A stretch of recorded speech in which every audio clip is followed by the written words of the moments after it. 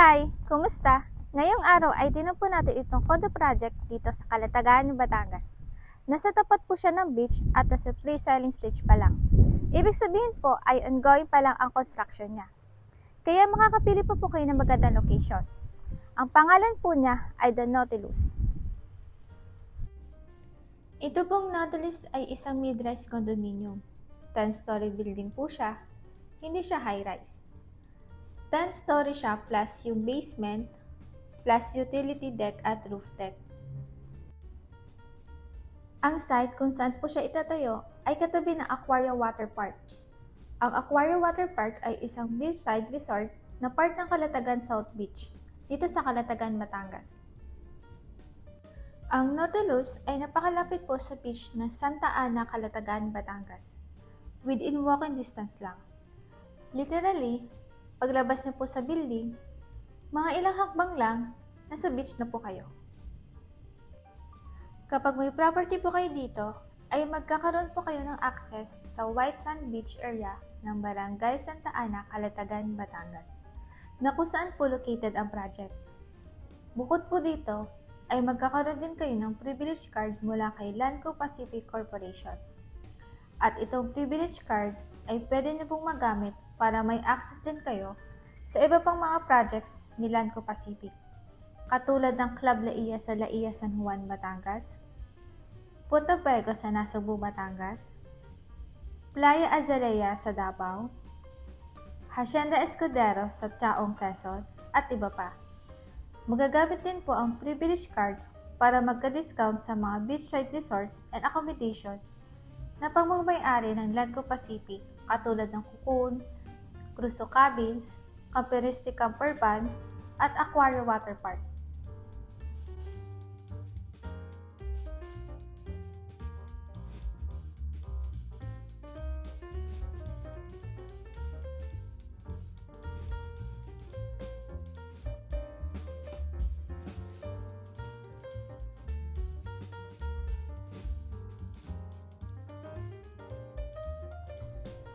Ang mga units po na available dito sa Nautilus ay studio type, 1 bedroom, 1 bedroom with loft, 2 bedroom units, may 2 bedroom with loft sa kabilang side, at 3 bedroom units. Ang sukat ng mga units ay starting at 38.1 square meters sa studio units at umaabot hanggang 147.6 square meters kapag sa 3 bedroom units naman. May mga parking slots din. Typical size ng parking slot ay 12.5 square meters.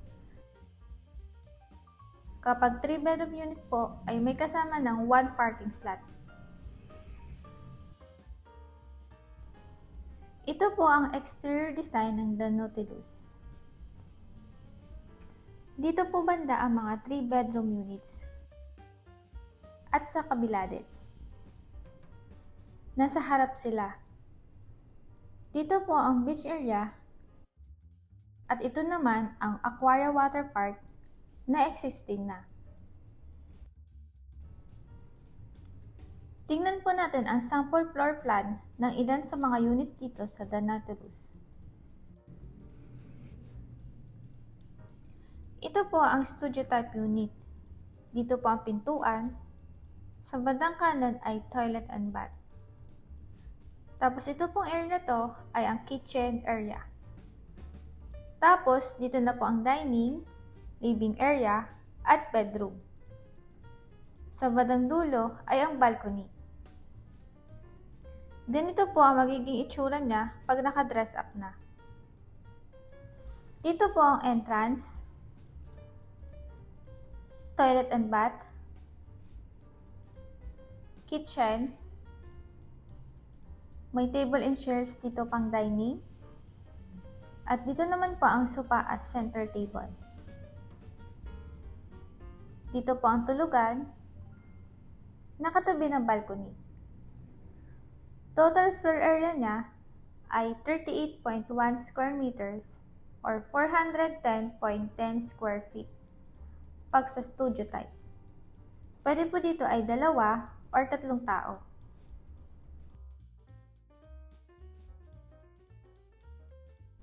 Ganito naman po kapag 1 bedroom. Dito po kayo papasok. Dito po ang kitchen, dining, at living area. Toilet and bath. Tapos ito naman po yung bedroom na may access papunta sa balcony. Ito po ang balcony.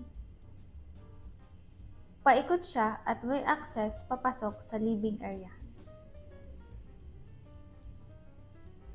Ito po ang sample dress-up unit ng 1 bedroom.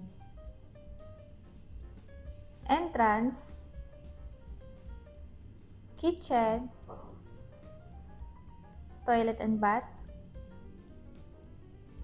bedroom,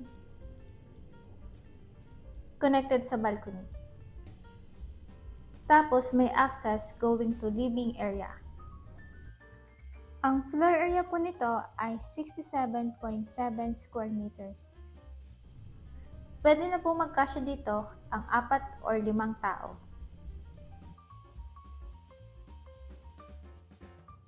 Ito po ang isa pang sample ng 1 bedroom unit. Palakihin natin. Focus tayo sa dress up. Yan. Dito po tayo papasok. Tapos, dito ang kitchen, dining, living area. May access po dito papunta sa balcony. Sa kabilang side ng balcony ay may pintuan naman papasok sa bedroom na may walk-in closet at may access papunta sa toilet and bath. Isa po siyang 1 bedroom corner unit na may floor area na 67.4 square meters.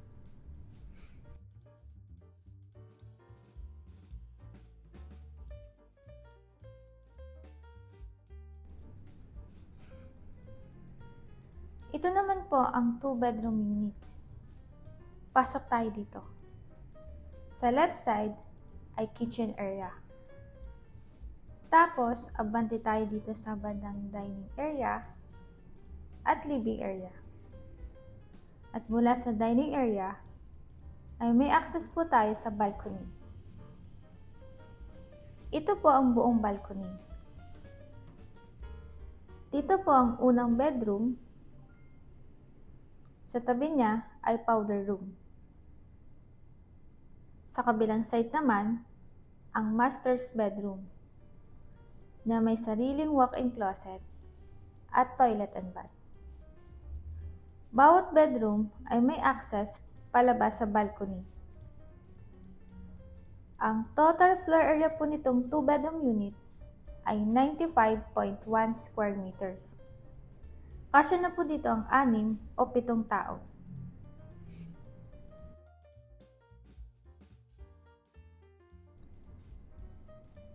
Kung hindi po kayo magkasya sa 2 bedroom unit, dito po kayo sa 3 bedroom para mas maluwag pa. Ito po ang floor plan ng 3 bedroom unit. Isa-isahin natin. Umpisa tayo dito sa pintuan. Pasok tayo sa foyer. Meron siyang 3 bedroom. 1, 2, 3. Dito sa bedroom 1, may access siya papunta sa balcony at malapit siya sa utility room at sa toilet. Dito ang bedroom 2. Nasa gitna siya ng master's bedroom at bedroom 1. May toilet and bath sa tabi niya. Dito ang kitchen. Sunod sa kitchen ay ang dining at living area. Mula sa living area ay may access din papasok sa balcony na facing sa dagat. Dito po ang dagat. At dito po ang master's bedroom na may sariling walk-in closet at master's toilet and bath. Ang total floor area niya ay 147.6 square meters. Kasya kahit 10 tao. Kapag 3-bedroom unit, ay may kasama ng isang parking slot. Pwede po magdagdag pa ng parking kung kulang pa ng isa.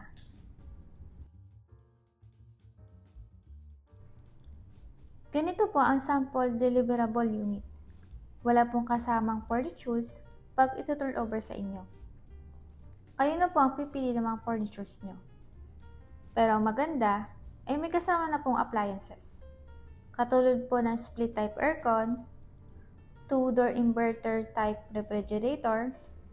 Mas malaki po yung refrigerator kapag 3-bedroom unit. May kasama na ring induction cooker, range hood, at multi-point water heater.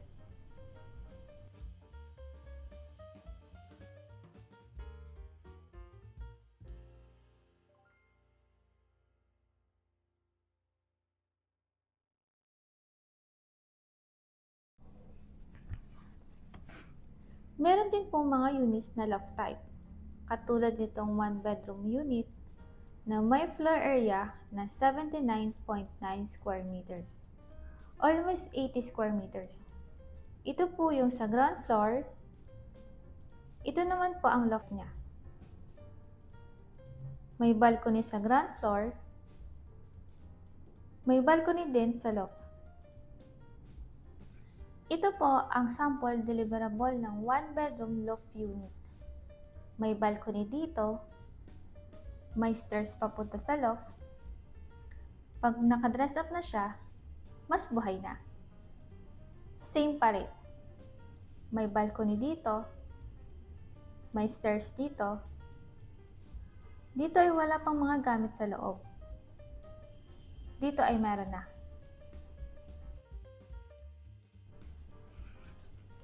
Ngayon, tingnan po natin ang pricing. Ang isang studio type unit, yung regular 38.10 square meters floor area ay nasa 10.91 million pesos. Ang 1-bedroom na 63.1 square meters ay nasa 17.5 million pesos. Ang 2-bedroom na may floor area na 95.1 square meters ay nasa 27.8 million pesos. Ang 3-bedroom naman na may floor area na 138.2 square meters ay nasa 48.9 million pesos. Kasama na ang parking kapag 3-bedroom unit. At depende sa inyong payment term, ay meron pa pong discount. Mababawasan pa po ang price depende sa payment term na mapili.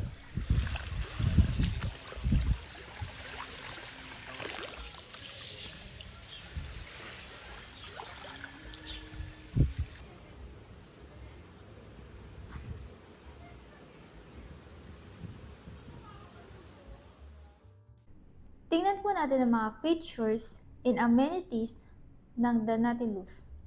May mga pangalan sila. Katulad nito, Captain's Table sa ground floor. The Chamber, Conference Room or Meeting Room. The Abyss, Spa Area. Grand Lounge. Elevator. Nemo's Grove. Ito po ang corridor. Papunta or galing sa elevator. Nemo's Den and Sanctuary located sa 10th floor. Para sa mga chill at informal settings. The Engine Room, isa pong fitness gym. The Arcade, Captain's Hideout, The Horizon Full Deck, Celestial Cuisine, The Observatory sa 11th floor. Sa ngayon ay di ko pa po mapapakita sa inyo ang mga aktual na amenities and features ng project dahil ginagawa pa lang siya. Pero i-update ko po kayo kapag may mga bagong developments dito sa Nautilus. Ito pong Nautilus Beachside Condo ay within driving distance mula Metro Manila or Makati. Secure po ang environment dito. Kapag Lanco Pacific ay mahigpit po ang security. Based po sa personal experience ko sa mga napasok kong Lanco properties. Ang way papuntang Calatagan, Batangas by car, kung galing Manila, ay via Tagaytay. Kaya ini-invite ko po kayo na tingnan itong The Nautilus kung kayo ay naghahanap ng property na malapit sa beach. For personal use, or for investment, or parehas. Pwede pong ipa-Airbnb ang unit sa The Nautilus. Kung gustong ipa-Airbnb ng unit owner, kung hindi ginagamit. Ang target date po ng start ng pag-turnover ng mga units dito ay between 2029 to 2030, mga 5 years from now. Hanggang dito po muna. Maraming salamat po sa panonood. Kung meron po kayong mga question about sa The Nautilus Condo, ay mag-message lang po kayo sa number na nasa baba. Muli po ako po si Jaan at magkita-kita po ulit tayo sa susunod na video.